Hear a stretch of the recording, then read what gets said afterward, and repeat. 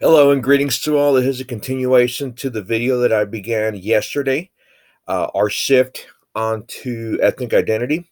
Now, in my book, Reconstructing a Brown Identity, I do divide different chapters as to how we can explore the different facets of our identity as we live it out now, and how we can implement different approaches to pretty much reconfigure, reconstruct that certain portion of the identity.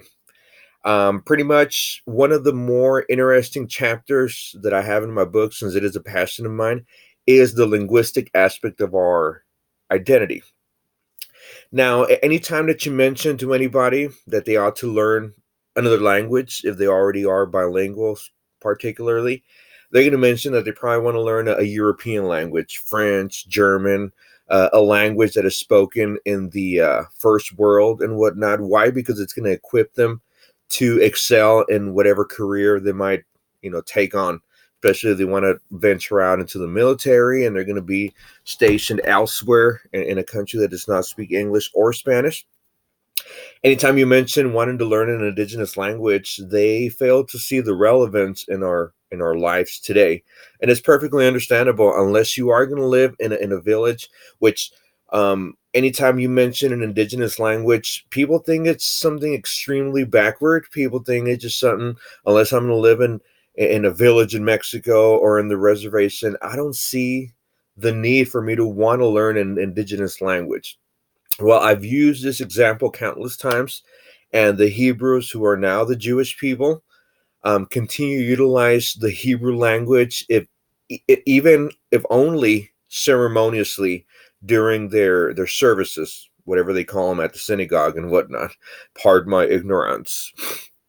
So even if they have to be learning, I mean, because the Jews have gone throughout the entire world, even if they have to speak English if they live in New York, German if they're in Germany, Spanish if they're in Mexico, since there are sizable communities in Mexico as well.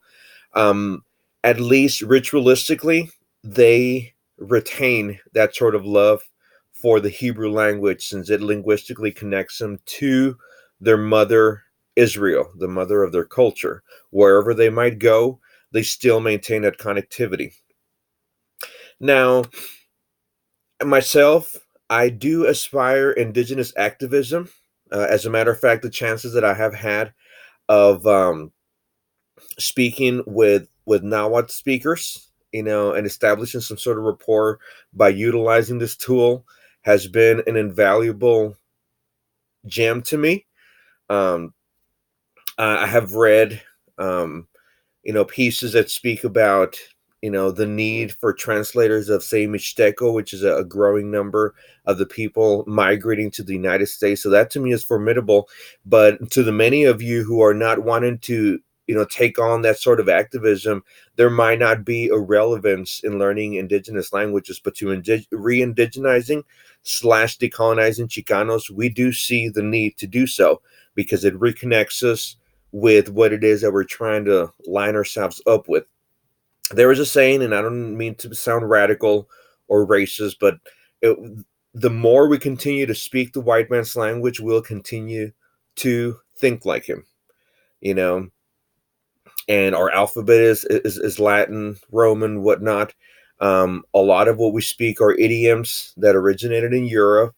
Even though the Spanish language does retain a lot of Nahuatlismos, a lot of Nahuatl. We grew up to my mother saying soquete, which comes from the Nahuatl soquit, instead of lodo, which is a more acceptable Spanish term, as well as many other words which connect me, which I wondered, why do other Spanish speakers not understand what I'm speaking about? Well, it's because it's not necessarily a Spanish word. So, and I'm a little congested, so I do ask that you pardon me.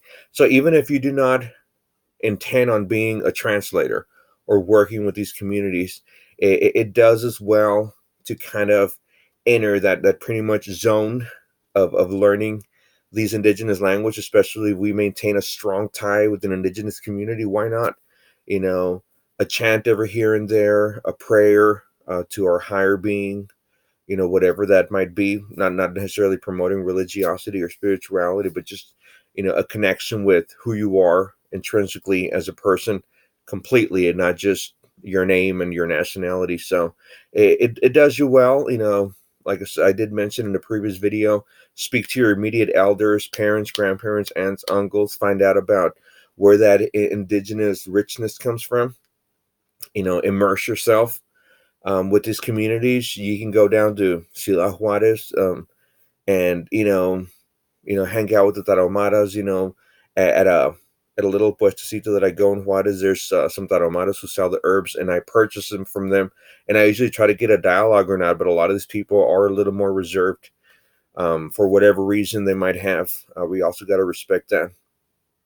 But it's part of the journey, to reconnecting linguistically, since for the most part, language was, these European languages were imposed upon the ancestors, and they were forced to speak them, thus abandoning their own indigenous native languages. So, in defiance of that which was instituted to obliterate our identity, if we're wanting to reconstruct and reclaim an identity, we cannot deny the linguistic aspect of re-indigenizing.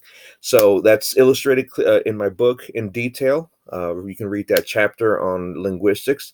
After that, we're going to go into the next facet of ethnic identity, which is that of traditional garb. So stay tuned for that one.